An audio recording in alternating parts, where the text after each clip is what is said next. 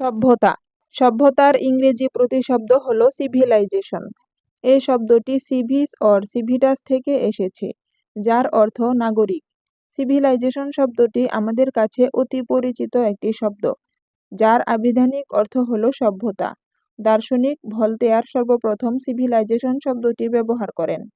এছাড়া কোনো অঞ্চল বা অঞ্চলসমূহে যখন একটি জনগোষ্ঠী নগরপত্তন করে এর উন্নততর জীবন ব্যবস্থা গড়ে তোলে, তখন তার অগ্রগতির সহায়ক নিয়ামক হিসেবে উদ্ভাবিত হয় লিখন পদ্ধতি, আইন, সরকার ব্যবস্থা, বাণিজ্য, নবপ্রযুক্তি, শিক্ষা ও সুস্পষ্ট ধর্মীয় দর্শন।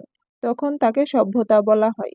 এ সভ্যতা সাধারণত মৌলিক ও জটিল সাংস্কৃতিক পরিমণ্ডলের মধ্য দিয়ে গড়ে ওঠে। সভ্যতা। সভ্যতার ইংরেজি প্রতিশব্দ হল সিভিলাইজেশন। এই শব্দটি সিভিস অর সিভিটাস থেকে এসেছে, যার অর্থ নাগরিক। সিভিলাইজেশন